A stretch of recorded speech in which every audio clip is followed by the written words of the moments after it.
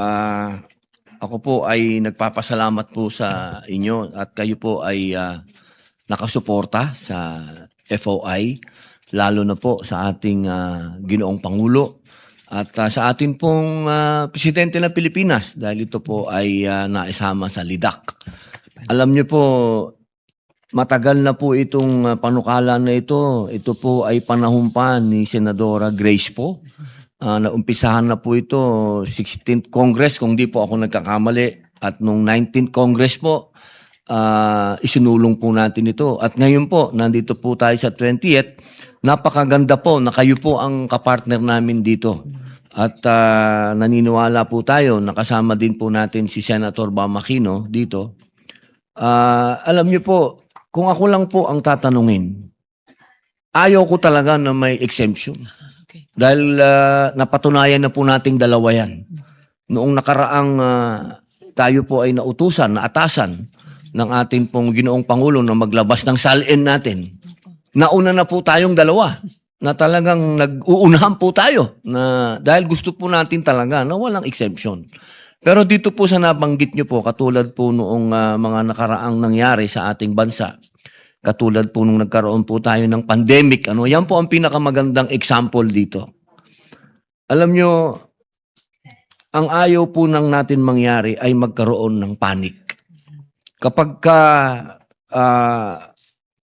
ang taong bayan ay hindi natin binigyan ng tinatawag po nating paghahanda sa mga gusto nating isiwalat sa kanila. Halimbawa po, nagdaan na yung pandemic, mas maganda po yung nangyayari po ngayon.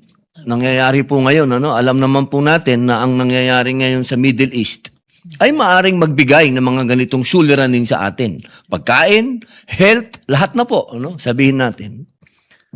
Kapag tayo po na nasa gobyerno sa ngayon, ay nagkanya-kanya po tayo ng sasabihin nating statement.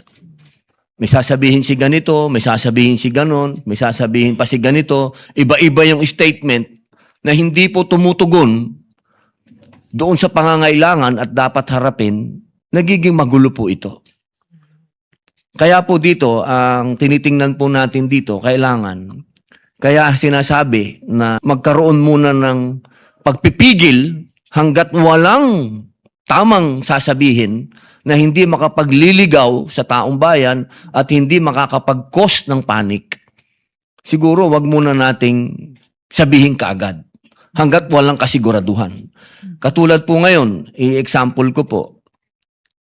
Sinasabi, tataas ang langis, tataas ang pagkain, tataas ang ganito, tataas ang ganon, mahihirapan na tayo, magkakagulo na.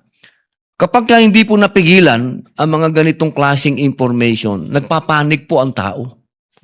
Kaya po ang aking mungkahi na pagka dumating po yung panahon talaga na meron ng tamang ibigay na impormasyon sa tao, doon lamang po ibibigay, doon lamang po ihahayag. Pero hindi po ibig sabihin na magsisinungaling po tayo. Kailangan lagi pong tapat ang ating ipapahayag sa taong bayan. Napakadami pong halimbawa ang pwede pong ibigay lalo na po sa sitwasyon ngayon. May mga nagsasabi na, hindi, padala na natin yung eroplano, sunduin na natin yung mga kababayan natin. May nagsasabi na mag-land travel tayo. Lahat po ito, sa katunayan, sa katotohanan, pwede nating lahat gawin yan. Pero wala pa tayong opisyal. Kailangan antahin po natin yung opisyal na pahayag na nag-usap-usap na yung mga ahensya ng gobyerno. Hindi po pwede na tatanggapin na lang ng taong bayan ang isang pahayag ng isang ahensya na hindi naman nagkausap yung buong puwersa ng gobyerno. Ang gusto lamang po natin dito, magkaroon muna ng opisyal na pahayag ang gobyerno at yun lang susundin lamang bago nila ibigay. Sa ngayon po, mahal na Senadora, napakadami po. Ngayon lang sa nangyayaring, ang dami pong nagbibigay ng mga impormasyon na mali. Ang iniiwasan po natin, magtuloy-tuloy ang mga ganitong klaseng pagbibigay ng public information na wala naman po talaga silang sapat na kaalaman kung ano talaga yung nangyayari. Ni-example ko lang po yung sa gitnang silangan. Opo. Salamat po, Mr. President. Yung inaalala po ng good sponsor na baka maging magulo dahil hindi pa nagkaisa sa ano yung analysis sa sitwasyon, ano yung tamang mga dapat gawin sa panig ng gobyerno, yung mga department, yung mga ahensya niya, mas siguro may kinalaman yun sa pagpapahayag ng bawat tao at saka ahensya sa loob ng gobyerno. And of course, importante na lalo na sa panahon ng krisis, kung kakayanin, magkaisa at maging maayos yung komunikasyon sa publiko. Pero sa pagkaintindi ko po, itong panukala natin ay mas nakatuon dun sa kalayaan at karapatan ng ating mga mamamayan makuha ang hinihingi nilang impormasyon. Kahit kapag maaring hindi pa ito pinagsamang iisang mensahe lamang mula sa buong gobyerno. Naintindihan ko rin po yung concern ng good sponsor na huwag magpanik ang publiko, makapaghanda tayo para sa tamang pagtugon sa isang krisis. Pero on the other hand, hindi po ba mas makakaiwas sa panic, mas mai-inform yung paghahanda kung makuha nung publiko ang impormasyong ito. Mahingi nila at makuha nila ang impormasyong ito. Halimbawa, yung mga desisyon tungkol sa food importation, hindi ba kung makuha yan ng ating mga magsasaka at mangingisda at yung ating mga consumers, mas pwedeng mapanatag ang loob at mas pwedeng makapaghanda rin sila ano yung panukala nila sa gobyerno. Hindi kaya kapag makukuha ng ating publiko yung mga public health data, ganun din, hindi magpanik kahit sa isang nakakatakot na posibleng health situation, makapaghanda rin na alagaan ang kaligtasan at kalusugan natin. Kung mas makuha ng mamamayan yung mga inflation figures tungkol sa investment contracts, yung debt exposure natin, yung supply chain vulnerabilities, ganun din po, hindi ba't mas hindi sila magpapanik dahil hindi nila alam kung ano ang nangyari at mas makapaghahanda rin sila whether sa isang crisis situation tulad ngayon or dun sa pangmatanggalan nating trabaho na magsulong ng mga reforma, magsulong ng pag-modernize, magsulong ng pagpapayaman sa ating ekonomiya, Mr. President. Tama po. Sumasang-ayon po ako sa inyo. Ang napakaganda po nung binigay niyo pong halimbawa po sa law enforcement sa importation ng mga tinatawag po natin ng mga smuggled goods Siyempre po, halimbawa pagka sa law enforcement po, bago po nila, minsan, alam naman po natin ngayon, lalo po ngayon, minsan nakapanood ako ng isang hearing sa 19th at sa 20th Congress. Ilang beses binabanggit yung pangalan ng mga smuggler. Ako po, nagsasabi ako sa sarili ko, sana, hindi mo na nila binanggit. Kasi kung binanggit nila kagad, yung tao, mag-iingat na. Yung po bang mga ganong klase, may mga pagkakataon na, kapag sa law enforcement, katulad po ng sinabi nyo sa food, kung sana bago nila sinabi yung tao, hinuli muna nila.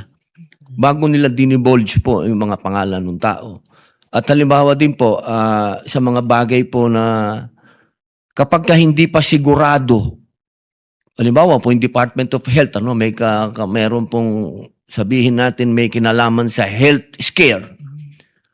Mahirap din po yung hindi pa sila sigurado sa data, magbibigay na po sila ng information. Yun lang naman po yung akin. Pero dapat, kapag kasigurado na yung informasyon at wala na dapat magpipigil, dapat po nilang ibigay. Ang katunayan nga po, nandito din po sa ating panukala, na may mga pagkakataon at mayroong mga kapangyarihan na nakalagay po dito na pwede nang i-waive, lahat po ng exemption pwedeng i-waive. Katulad po halimbawa, sinabi po ng Pangulo ng Pilipinas na sabihin na natin yan, wala nang pagtatago pa, hindi na natin kailangan idaan pa yan sa mga ahensya. Halimbawa din po, sinabi din po ng Korte Suprema. At halimbawa din po, tayo po sa Senado. Kapag tayo po ay nagkaisa na hindi, kailangan nang sabihin sa publiko yan. Huwag nyo nang itago yan. Kailangan po din yan na mangyari. House of Representatives at mga constitutional commissions. At ito din po, no, kailangan po lagi ay aprubahan ng mayorya. Kailangan majority po ang nagsasabi. Kasi sa ngayon po, dito po sa ating panukala, ang bawat ahensya, meron po siyang alituntunin na susundin sa pagbibigay ng FOI. Kasi alam naman po natin na dapat pinoproteksyonan din po natin yung... Meron din po tayo kasing mga existing laws na alam naman po ninyo, alam ko po yan na yung... Lagi ko po naririnig po sa hearing po ninyo, yung data privacy. Opo, na kailangan tingnan din po natin yun, ano, yung data privacy. Hindi tayo basta-basta makakapagbigay ng impormasyon kapag kami kinalaman sa personal na kaligtasan ng sino man. Opo. Yung pong mga bagay na siyempre, katulad po ng sinabi nyo kanina, konstitusyon na po ang nagsabi nito. At lagi ko pong sinasabi dito sa ating plenaryo na bigyan natin ng sapat na lakas ang komite ko, yung public information. Dahil nandiyan po yan talaga sa konstitusyon. Pero siyempre po, lagi po natin binibigyan ng importansya din, kahalagahan, yung mga batas na po na umiiral sa ngayon. Na katulad po na nga ng data privacy at higit sa lahat po. Halimbawa po, lalo po ngayon, ano, sa pinag-uusapan yung mga spying, mga espiya, ganyan. So, nagiging exempted po dyan. Kasama na po dyan ang DND. Ano, sa mga intelligence service po natin. Kailangan maging maingat din po ba sa mga pagbibigay ng informasyon. Katulad po nung isang araw, meron akong nagbigay sa akin ng nilabas daw ng isang news agency na meron ng mga nahuling spying, may mga gano'n. Pumasok agad sa isip ko, bakit nung dinadyaryo kagad? Sana, hindi muna nyo ginaryo yan, hindi muna nyo nilabas, para nahuli natin kung sino yung puno. Kasi ang nangyayari po dyan, kung ang huhulihin lang natin lagi yung mga players, hindi natin mahuhuli yung mga brains niyan, wala tayong makukuhang big fish, ano? So yun po, may mga pagkakataon na exempted, nagiging exempted siya kapag ka merong mas malaki na dapat tayong ma-achieve. Pero siyempre po, sa dulot-dulo, katulad nga po ng sinabi ko, sa kaduluduluhan nito, ang masusunod pa rin kung ano ang dapat ibigay sa taong bayan, kung ano yung hinihingi nilang informasyon. Salamat, Mr. President. And for the record lang po, yung binanggit ng good sponsor na issue, napag-alaman sa Senate Subcommittee on Justice kanina na yung 3 sa 4 na in-identify ng intelligence community na kababayan natin, yan ang masakit, na nag-espiya para sa China, ay nalapitan na ng mga otoridad at umamin sila. At sila na po ay nakipag-cooperate. At kaya tinuturing ng intelligence community na case closed na po yun. In Okay, fact, opo. tinuturing nilang success So, story. po yun. declassified For na po the siya. record Opo. lamang po. Actually, hindi naman nila pinangalanan yung 4 na taong iyon. Pinakilala nila sa ilalim pa rin ng mga alias nila.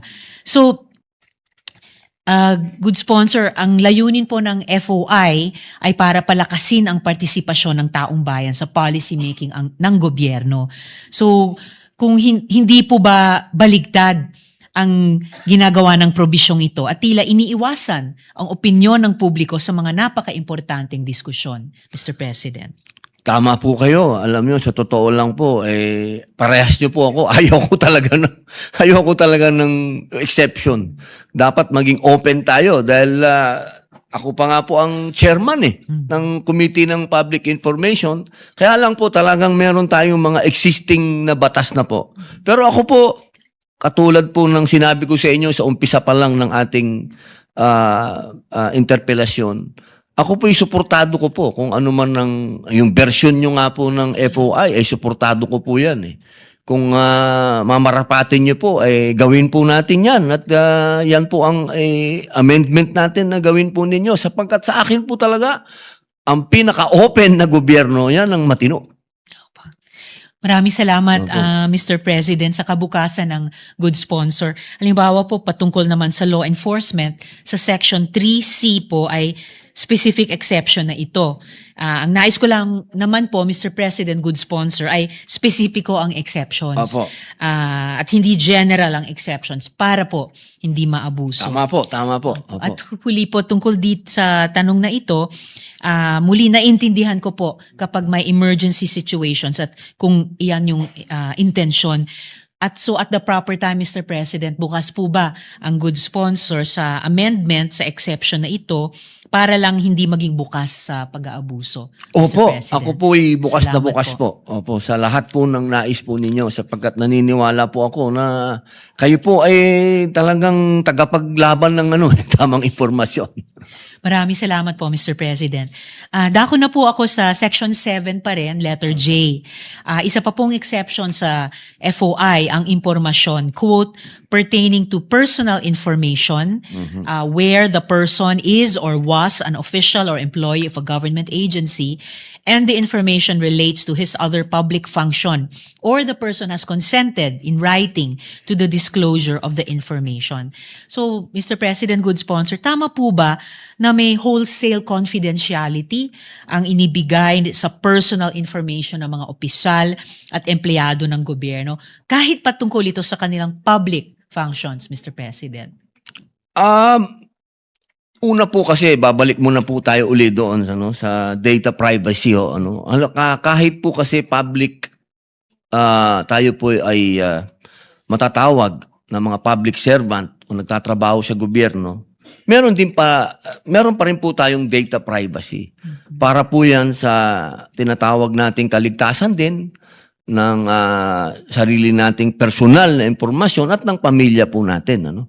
Pero pagka may kinalaman na po sa ating pagiging public servant, serbisyo publiko, naniniwala po ako na dapat kung approve na ng anumang ahensya, kasi dadaan pa rin po sa ahensya kasi yung ahensya pa rin po ang magbibigay ng alituntunin kung paano ka magbibigay ng iyong FOI, dapat lang po talagang isiwalat yan.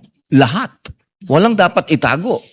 Dahil yun po ang malinaw na sinasabi ng saligang batas. Pero siyempre po, uulitin ko po, meron tayong data privacy, Kaya meron din pong protection pa pagdating doon sa mga personal nating impormasyon. Salamat, Mr. President. Dadako nga ako dun sa Data Privacy Act. Pero at least sa ngayon, sinabi naman po ng good sponsor na kapag patungkol sa public functions, ay hindi po covered ng exception na ito, Mr. Dapat President. po. Kasi ang malinaw po doon sa ating panukala na ang magbibigay po talaga ng guidance kung ano po yung sinasabi ng ahensya. Kung ano po yung kanilang mga patakaran. May kanya-kanya po kasing patakaran pagdating po sa FOI nila. I understand, Mr. President, pero at least yun na nga po, hindi po covered ng exception yung Dapat po. tungkol sa public functions. Dapat po. Naniniwala hindi po ako. So hindi po wholesale yung confidentiality kahit Opo. tungkol sa private information. Salamat po, or personal information. Salamat, Mr. President. And so dito pa rin sa exception na ito, bakit po natin gustong gawing confidential ito kahit mismong sa Data Privacy Act nga po, sinasabi na labas sa proteksyon nito ang mga nasa gobyerno kung ang impormasyon ay related sa posisyon nila. Actually, nasagot na po ito, Mr. President, ng good sponsor. So, just to put the question on record. Pero salamat po dun sa tugon kanina nung good sponsor na hindi nga po may wholesale confidentiality kahit yung mga personal na impormasyon basta't may kinalaman sa public functions po. Salamat po, Mr. President. Sang-ayon po ba ang sponsor, Mr. President, na public office is a public trust? At kung ang pinag-uusapan ay paggawa ng public functions, dapat lang hindi itago ang mga pangalan ng opisyal na responsable, Ay, dapat po. Mr. President. Opo, naniniwala po tayo dyan. Opo. Salamat po, Mr. President. At huli po sa seksyong ito na 7J, Opo, 7J. Tama po ba na sa Section 10 ng FOI Bill, may guidelines naman na po para pangalagaan ang personal information na hindi kailangang i-disclose sa requests, Mr. President? Opo, yan po yung mga una talaga na amin pong pinag-aralan sapagkat ayaw naman po natin na magamit din po itong panukala na ito o pag ito po yung naging batas sa mga style. Alam niyo po may mga style dito sa bansa natin na baka gamitin pa sa ito. Kaya ang inaano po namin ay proteksyonan talaga. Meron din proteksyon. Hindi naman po walang kinalaman sa trabaho mo, walang kinalaman sa iyo, ay ibabalik po sa iyo. Para pong ganon. Opo. Salamat, Mr. President. So malinaw na may safeguards din naman na Opo. sa panukala natin para sa personal information na hindi naman kailangang i-disclose Opo. dahil maaring wala namang kinalaman sa public function. Lalo na po sa style ng politika natin sa Pilipinas. Opo. Salamat po, Mr. President.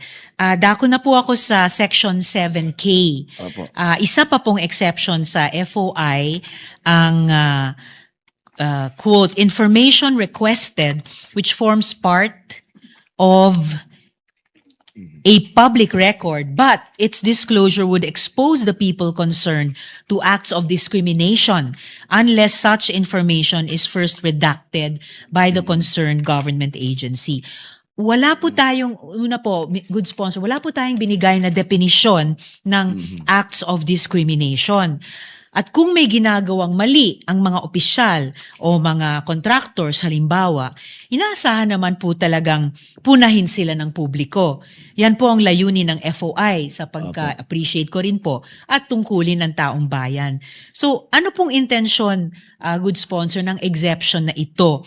At hindi po ba natin sa pamamagitan nito binibigyan ng lisensya ang mga ahensya na itago ang mga pangalang may koneksyon sa katiwalian, Mr. President? Nako, napakaganda pong ano po 'yan, napakagandang katanungan po 'yan.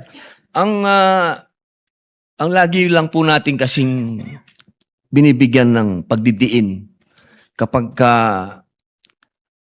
ayaw lang po natin kasi na minsan nagagamit po nagagamit halimbawa, kalaban mo sa politika o hindi ka lang gusto ng tao, gagamitin yung FOI. Ang gusto lang po natin dito, protection din naman. Hindi naman pwedeng magamit ito. Hindi ito instrumento para magamit ito sa kasiraan ng isang tao.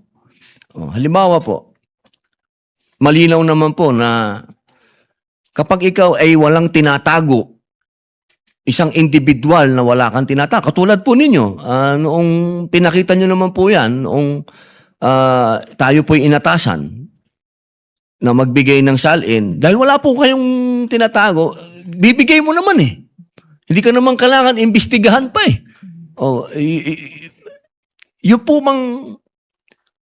ang gusto lang natin ipakita sa taong bayan, na ang isang public servant na walang tinatago, kaya mong ilabas yan Itong ginagawa natin, itong mga guidelines lang na po ito, para lang hindi maabuso yung batas. At magamit para ma-discriminate ka. Halimbawa, ito lang, isang halimbawa lang naman po ito. Meron po tayong mga, halimbawa, may mga kasama na po tayo dito na minsan ay nakasuhan. Ang gagawin ng ibang, sasabihin natin, ng ibang mga tao, ng ibang mga organisasyon o ibang kapulungan, ibabalik-balik pa yung nung araw. Ibabalik-balik pa. At sasabihin, ito yan nung araw, ganito. Hindi na-discriminate na po yung tao. Ang gusto lang naman po natin dito ay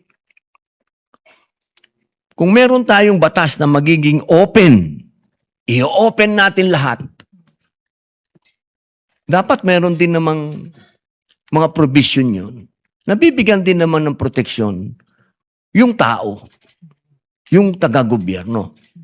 Kasi hindi naman ho lahat ng ginagawa dito sa ating bayan, meron din namang magandang hangarin. Minsan meron din namang pangit na hangarin at ginagamit sa politika. Kaya po nagkakaroon po tayo ng mga ganyang klase na ang gusto natin, maproteksyonan din. Alam nyo naman po dito, may fake news tayo, may ang daming mga walang katotohanang lumalabas na sinusundan pa ng ibang media. At sinusundan pa sa social media din na hindi natin alam kung sino nagbayad dyan sa mga troll na yan, nahusgahan ka na. Nahusgahan ka na ng taong bayan, wala ka pang ginagawang kasalanan. Kaya po sana, hindi po pwedeng free for all. Yun lamang po yung gusto natin. Kaya ang lagi ko pong sinasabi, kung wala ka naman tinatago, ba't kailangan ka pang imbestigahan? Ilabas mo na. Salamat, Mr. President. Hindi po ba sasapat na yung Section 10 nga po ng FOI bill na nagbibigay na ng guidelines para proteksyonan, in effect, yung dapat proteksyonan, para hindi na po kailangang itong exception sa Section 7K, Mr. President?